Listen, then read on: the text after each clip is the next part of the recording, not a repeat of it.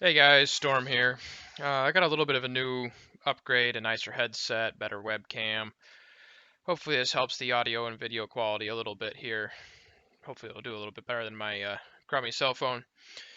Anyhow, this mead's challenge for the month is going to be Viking's Blood. It's a little stereotypical. A lot of people don't necessarily like the name on the subreddit, but it's a really, really iconic mead that I think everyone should try making at least once. It's beautiful, it's very flexible, you can do a lot with the flavor, and the color is just killer. This is Hibiscus, just a little tea that I made with a little bit of honey to it, and that color with a little bit of cherry to it really is a good showstopper if you want to share something. Recently, I started a no water cherry melomel. That's some of the base I'm going to be using for mixing today. Um, it is tart. It's astringent. It's about 15% alcohol right now. I'm doing my last sugar addition on that, and we'll see if I can't bump it up all the way to 21% ABV. It's got some Lavin 1118 running off with that, and it's chugging pretty good. We're about 6 days in now, and the ABV is going up in a hurry, so I'm going to start switching to organic nutrients and see how the last of it goes. But I pulled a sample so I can make a poor man's Viking blood in a mixing glass here. So with hibiscus, you want to get the whole dried flowers, and they look a little funny, but they're extremely tart. I like to eat my herbs, just kind of see what they are going to taste like beforehand. And honestly, one of those flowers tastes like a warhead if you get it fresh. The flavor is very lemony, a little bit of rose, very herbal.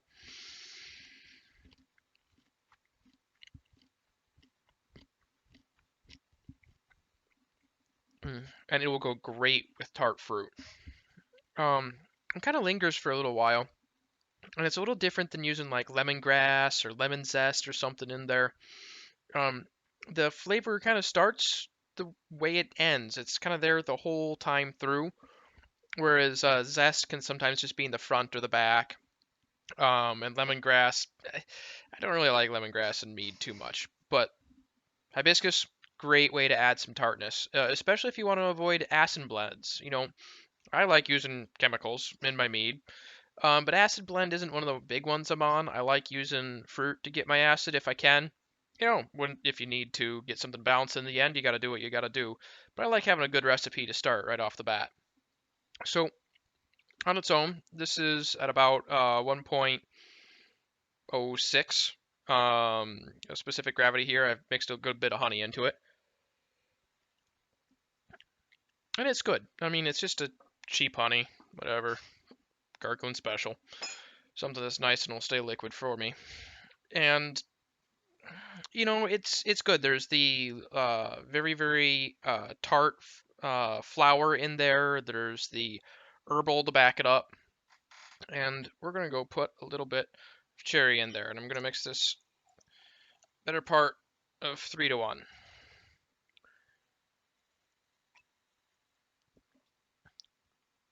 Yeah, and that's pretty good. This is, like I said, just a few days old. I don't know if I'd serve it to my family, but I'm sure not embarrassed to be drinking that, given its ABV and its age. Now, so there, it's got some different things going on in it. It's got the herbal, it's got some tannins from the body of that tea that I made. Um, and so it all comes together to make a solid mead. Just the straight tart cherries, it's astringent. Here, this tastes awful. Ooh, so much, so tart. It's 100 to 80 to 100 pounds of cherries in 15 gallons, and it tastes like it. It's getting very dry at this point, which is why I put the new honey into it to keep the ball rolling on the fermentation there. And it's just not the way it's supposed to be presented. It's supposed to be presented at a final gravity of 1.05 or higher. I might end it at 1.08 and fermenting that with raspberry blossom honey.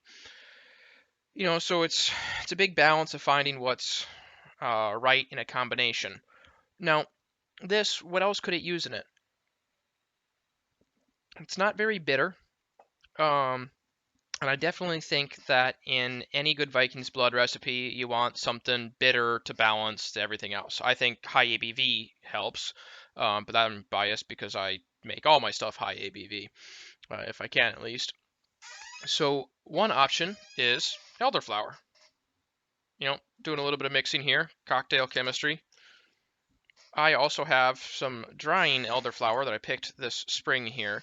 That's probably what I'll go with for the real thing. But a splash of elderflower is something that can really make a difference.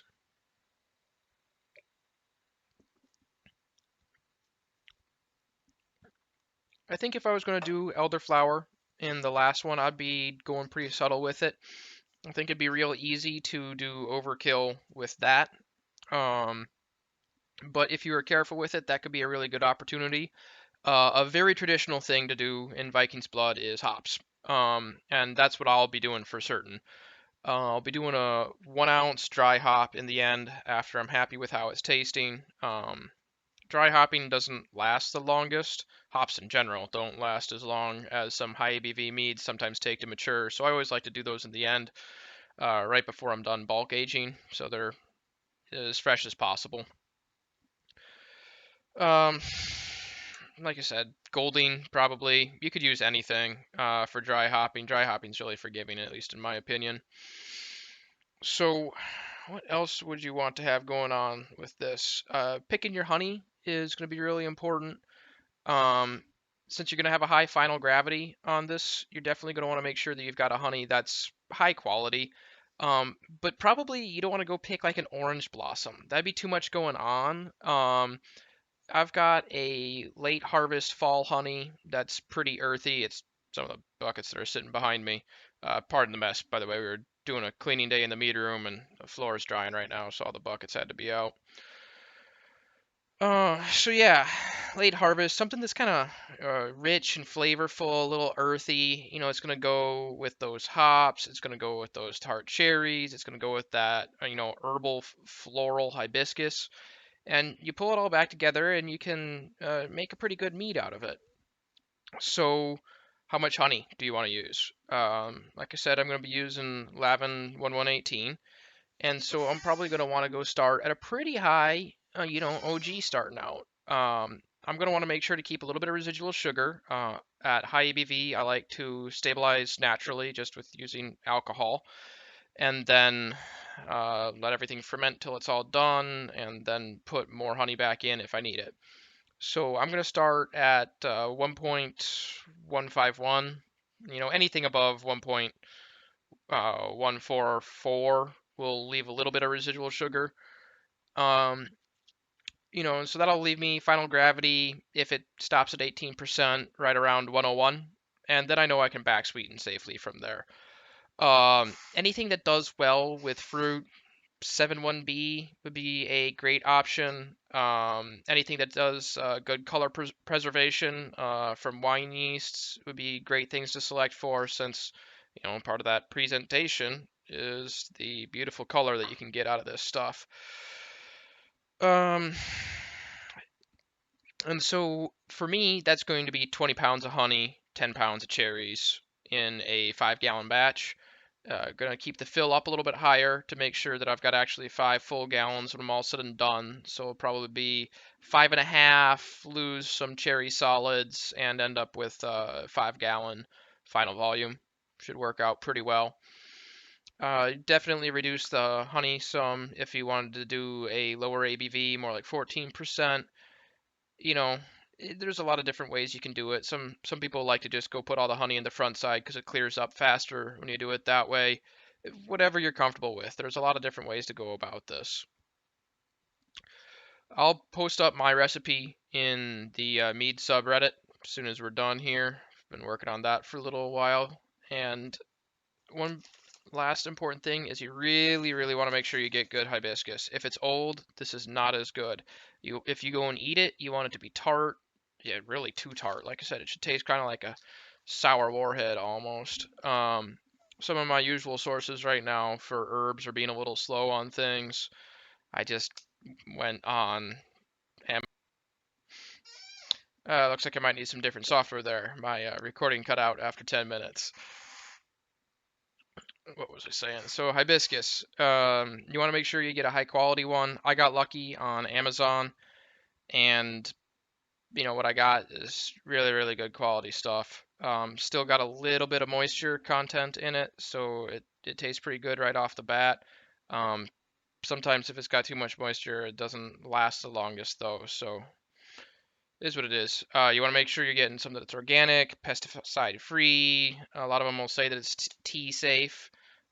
With rose, you need to worry a little bit more about getting ones that are for decorative use only, and those can have herbicides and stuff. And I'm sure that's not good for you long term. So yeah, happy mead making. See you around.